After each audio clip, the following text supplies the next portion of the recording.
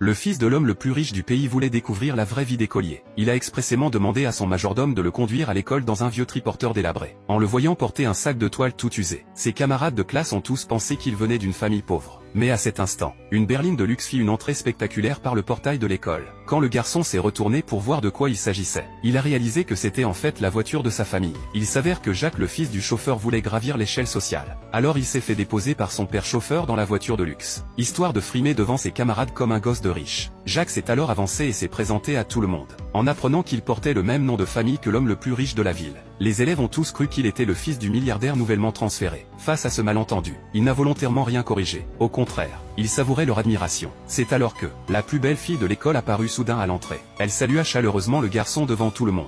Elle lui demanda pourquoi il venait à l'école dans un vieux triporteur tout cassé. Mais le garçon lui expliqua qu'il venait d'être transféré dans cette nouvelle école, et qu'il préférait rester discret. Il demanda aussi à la belle de ne pas révéler sa véritable identité. Leurs gestes complices attirèrent cependant des regards intrigués de la foule. Cette scène éveilla aussi la jalousie de Jacques envers le garçon. Une fois tout le monde arrivé en classe, Jacques se mit à distribuer à ses camarades les objets volés dans la maison de l'homme le plus riche. En voyant ces articles de luxe hors de prix, tous les élèves couvrirent Jacques d'éloges, disant qu'il était bien digne d'être le fils de l'homme le plus riche. Sa générosité était impressionnante. À ce moment-là, le garçon entra dans la salle de classe. Jacques joua les généreux, et sortit un portefeuille pour lui, en disant que ce portefeuille à lui seul valait un semestre entier de frais de vie. Mais le garçon resta impassible, et fit remarquer qu'il portait les initiales de quelqu'un d'autre. Il demanda à Jacques si ce portefeuille était vraiment le sien. Ça a immédiatement ridiculisé Jacques devant tout le monde.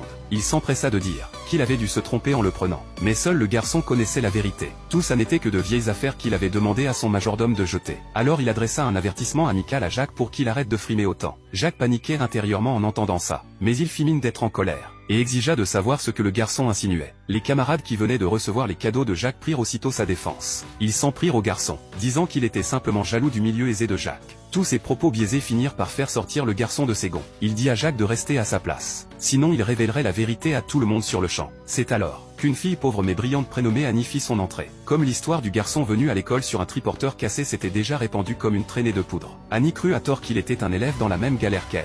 Alors elle proposa qu'ils s'entraident désormais. Au même moment, le professeur entra dans la salle de classe. Jacques se leva immédiatement, exprimant son souhait de s'asseoir à côté des meilleurs élèves. Le professeur avait déjà entendu la rumeur selon laquelle le fils de l'homme le plus riche s'était inscrit. Il supposa à tort que Jacques était ce garçon. Il demanda donc à Jacques à côté de qui il souhaitait s'asseoir. Jacques répondit qu'il voulait être à côté d'Annie. Le professeur accepta sans hésiter. Et c'est ainsi que Jacques prit tranquillement la place du garçon. Une fois tout en ordre, le professeur annonça que l'école allait créer une fondation caritative. Il espérait que chaque élève présent apporte sa part de générosité. À peine avait-il fini de parler, que les élèves commencèrent à annoncer leur montant de dons. Ils se moquèrent même du garçon, se demandant s'il avait les moyens de donner quoi que ce soit. Face à une occasion